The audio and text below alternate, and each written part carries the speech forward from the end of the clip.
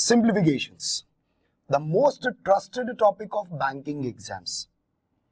Unlike the other topics, ये topic पे आप पूरा भरोसा रख सकते हैं, लेकिन क्यों? जैसे अदर टॉपिक्स होते हैं डाटा इंटरप्रिटेशन, अर्थमेटिक यानी time, speed and distance, time and work, percentage, profit and loss, इन सारे टॉपिक्स में आंसर मिलने का चांसेस 100% नहीं होता है। लेकिन सिंप्लीफिकेशन ऐसा एक टॉपिक है, हर एक सवाल को हम लोग आसान से आंसर निकाल सकता है। That is the reason why I told you this is the most trusted topic. और वेटेज, यार ये सिंप्लीफिकेशन बैंकिंग एग्जाम्स का इंटीग्रल पार्ट है। अब जो भी बैंकिंग एग्जाम ले लो, हर एक एग्जाम में आपको सिंप्लीफिकेशन जरूर मिल जाता है। एक क्लरिकल एग्जाम में 10 से 15 क्वेश्चन मिलते हैं और पीओ एग्जाम में 5 क्वेश्चंस। सो इस वीडियो में मैं बताने वाला हूं आपको इस सिंप्लीफिकेशन को कैसे टैकल करना है।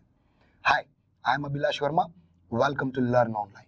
सिंप्लीफिकेशंस में दो तरीका क्वेश्चंस होते हैं। एक होता है एग्जैक्ट आंसर्स का और दूसरा होता है approximations. Now this exact answers, these kind of questions are mainly preferred in clerical exams. ये होता है क्लरिकल के लिए, और अप्रोक्सीमेशंस मेनली होता है पीओ के लिए।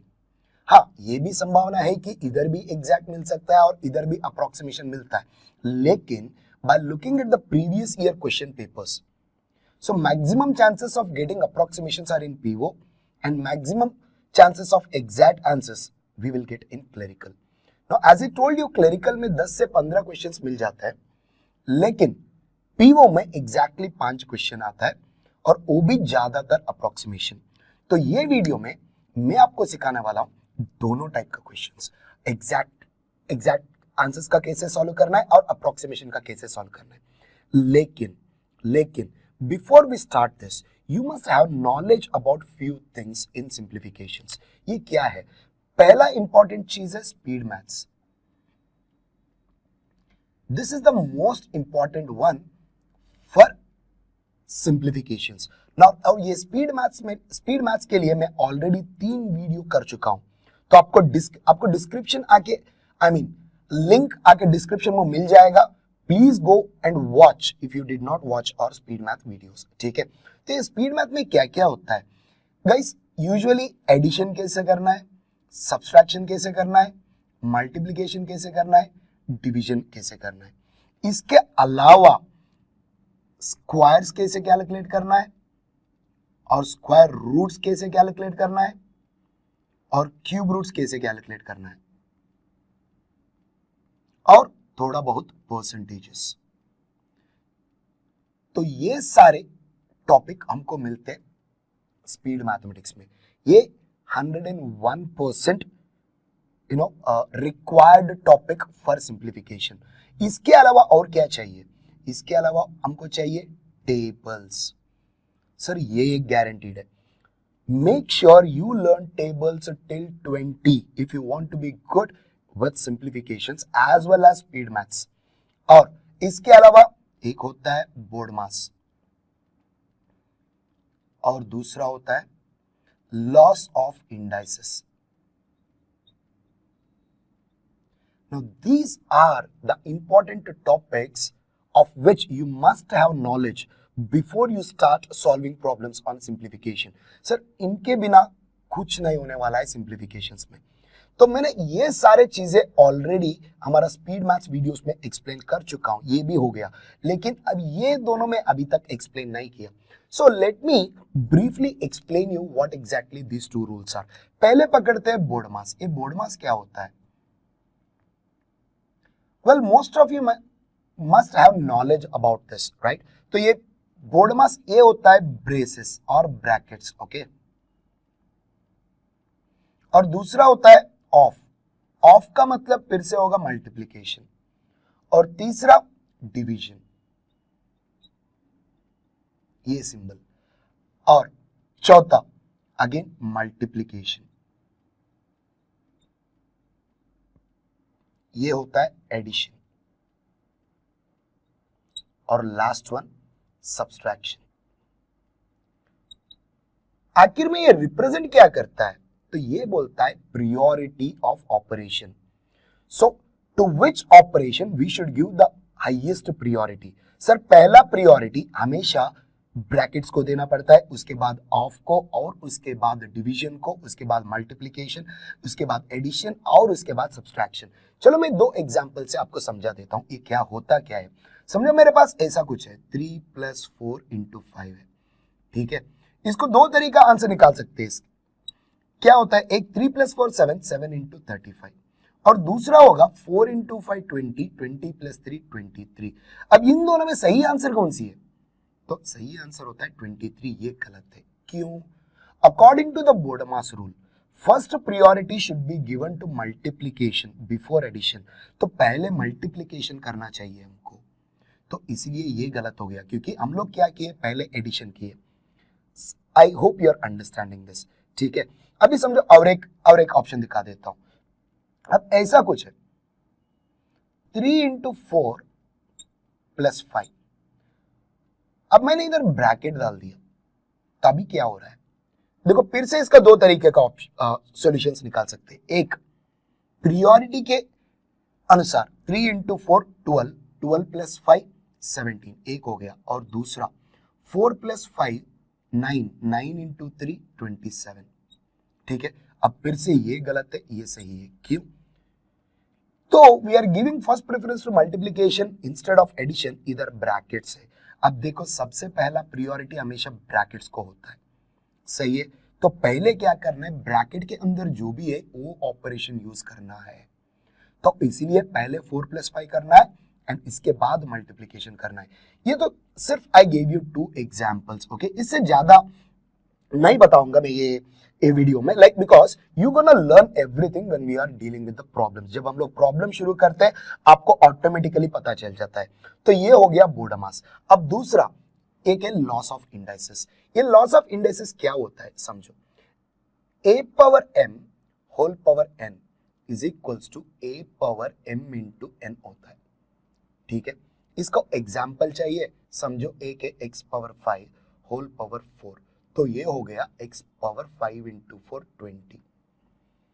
और दूसरा एग्जाम्पल, आई मीन दूसरा रूल, ये पहला रूल है, ये दूसरा रूल, a⁻m × a⁻n, तो ये होगा a⁻m + n, a⁻m + 1। एग्जाम्पल भी लेते हैं, एक है x⁻5 और एक है x⁻4, तो ये दोनों का क्या हो गया, a⁻m × a⁻n is equal to a⁻m + n, that is 5 + 4 is 9।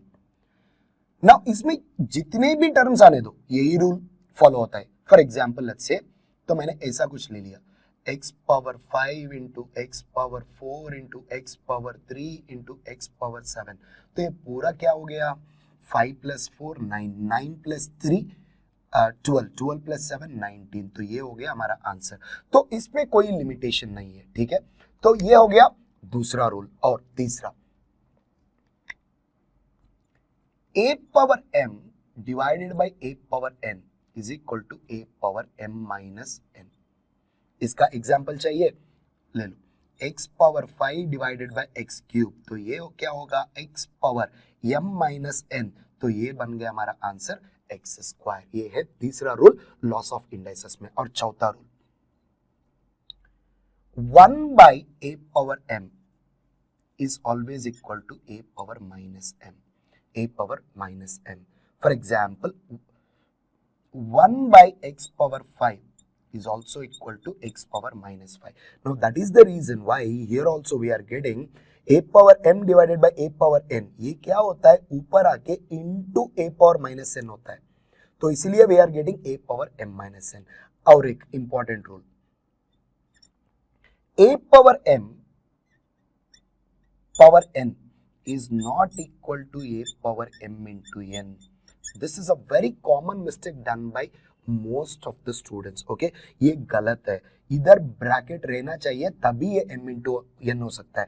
और एक इंपॉर्टेंट रूल, ओके, तो a⁻m + a⁻n, बहुत लोग इसको ऐसा लिख देते हैं a⁻m + n, सर गलत है ये भी, this is not equal to this, इसके लिए कोई रूल नहीं है.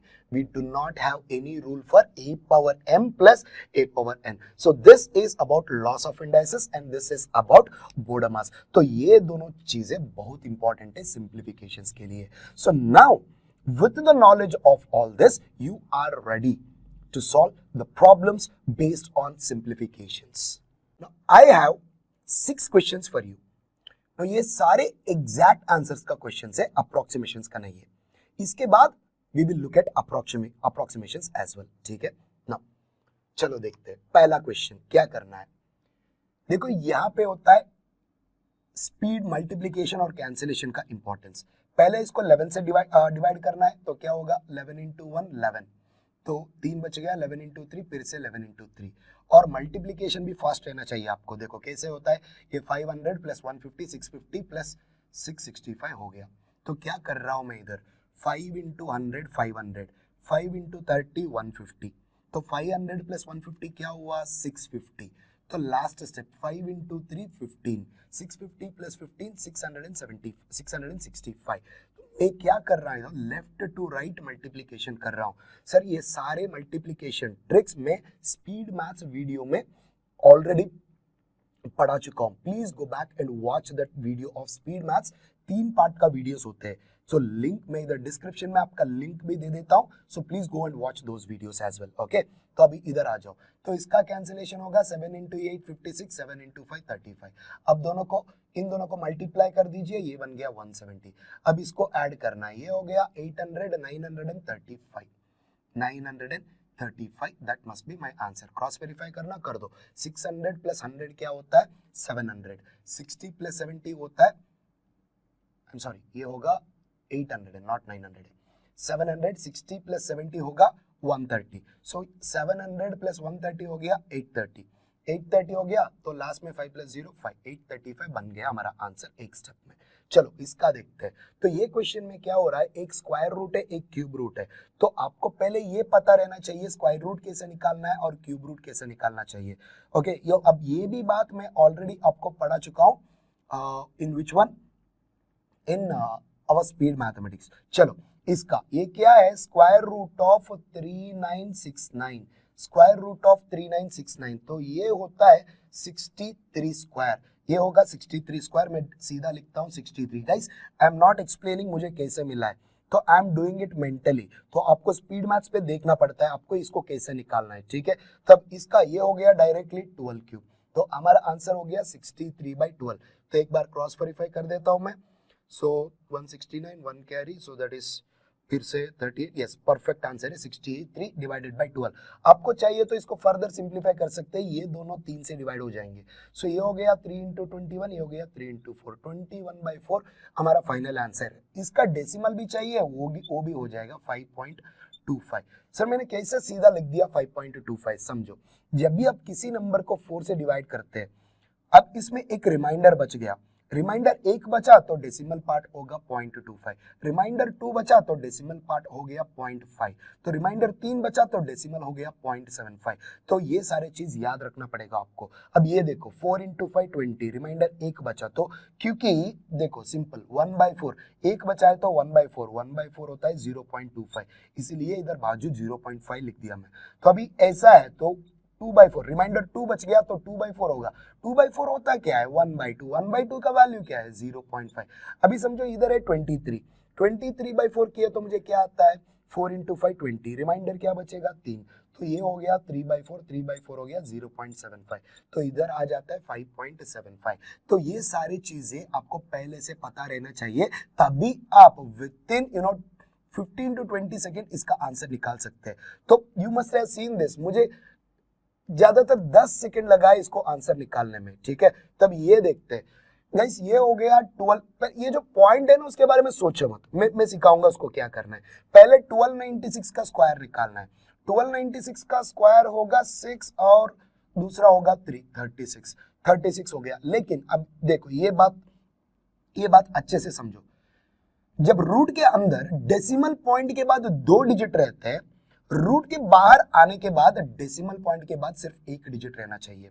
मैं फिर से बता रहा हूं आपको, सुन लीजिएगा. जब अंदर रूट के अंदर डेसिमल पॉइंट के बाद 2 डिजिट है, तब रूट से बाहर आने के बाद डेसिमल पॉइंट के बाद सिर्फ 1 डिजिट होता है। और एक एग्जांपल, अब रूट के अंदर डेसिमल पॉइंट के बाद 4 डिजिट है, तो बाहर आने के बाद आधा हो जाएंगे, वो डेसिमल पॉइंट के बाद 2 डिजिट होना चाहिए। अब रूट के अंदर 8 डिजिट है डेसिमल पॉइंट के बाद, तो बाहर आते ही वो 4 डिजिट बन जाएगा।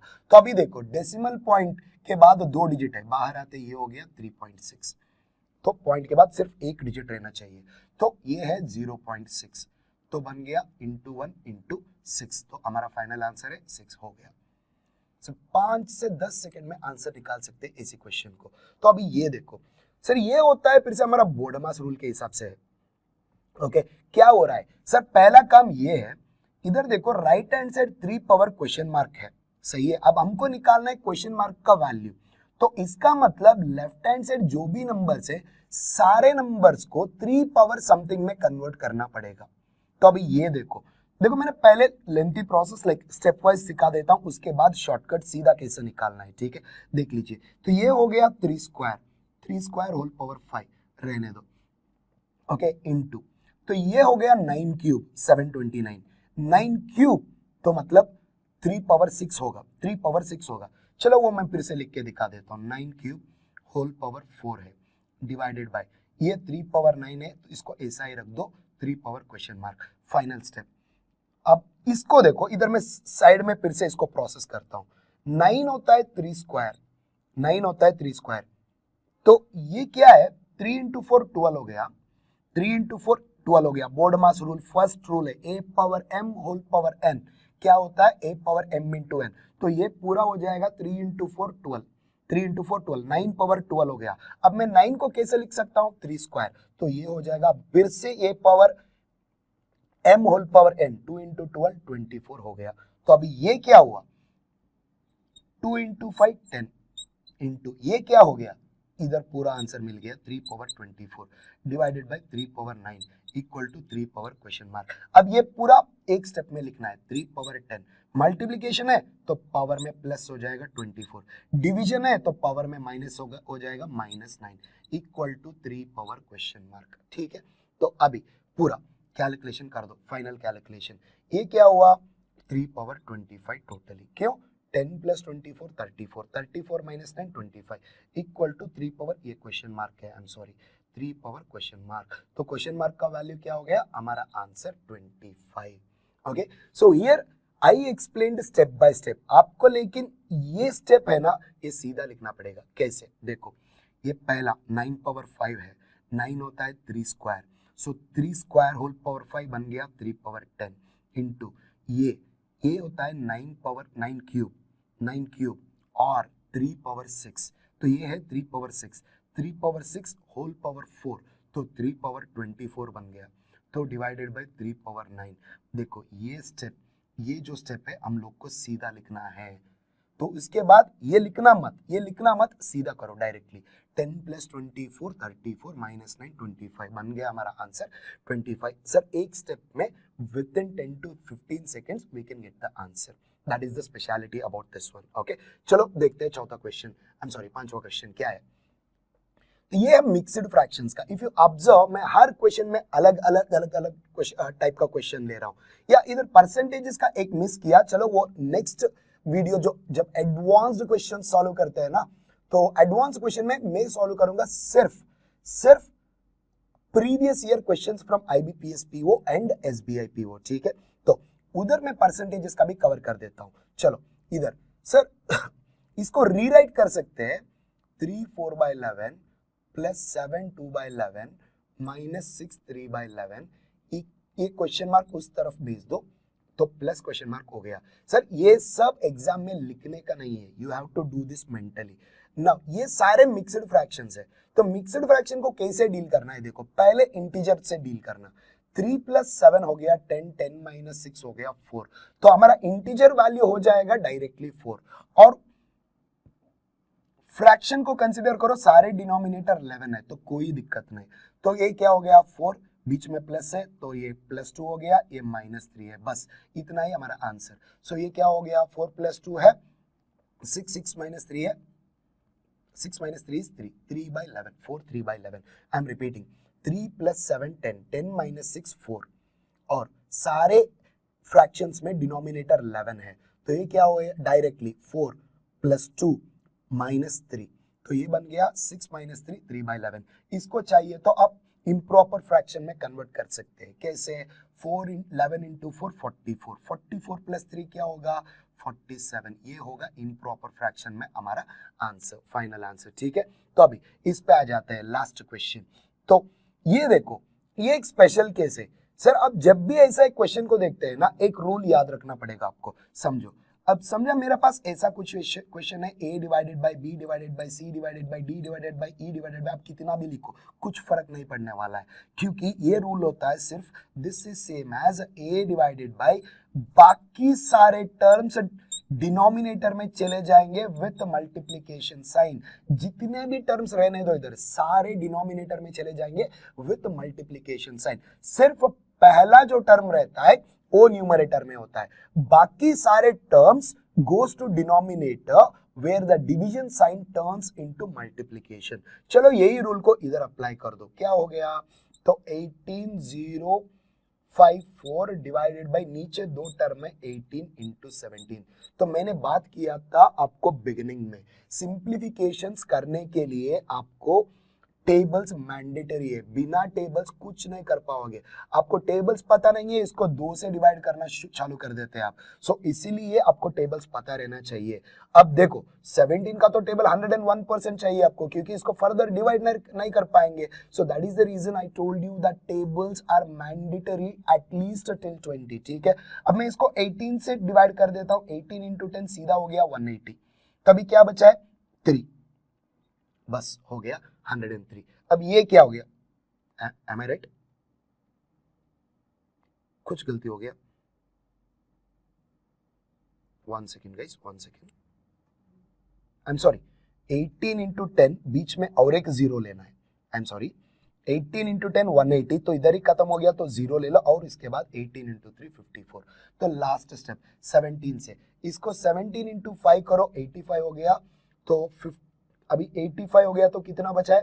15 बचा है, 153. So 17 into 9 is 153. तो हमारा आंसर हो गया, final answer 59. So these are the questions about the exact answer. इन सारे क्वेश्चन में एग्जैक्ट आंसर्स आपको मिल जाएंगे. ठीक है, तो अब देखेंगे अप्रोक्सीमेशंस को कैसे सॉल्व करना है. सर ये है बेसिक वीडियो, ठीक है, तो I am still going slow, पर एडवांस्ड वीडियो में इसका दूसरा पार्ट आने वाला है. ठीक है, उसमें क्या होता है, सारे बैंकिंग एग्जाम्स का ABPS PO और SBI PO का प्रीवियस ईयर क्वेश्चंस, सिर्फ हाई लेवल क्वेश्चंस होंगे उसमें, और स्पीड भी बहुत ज्यादा होगा उसमें. ठीक है, लेकिन इनके जैसे 5 और 10 सेकंड में तो आंसर नहीं निकाल पाएंगे उधर, क्योंकि थोड़ा डिफिकल्ट लेवल क्वेश्चंस कंसीडर करने वाला हूं. ठीक है, तो इसके बाद हम लोग देखेंगे अभी अप्रोक्सीमेशंस को कैसे सॉल्व करना.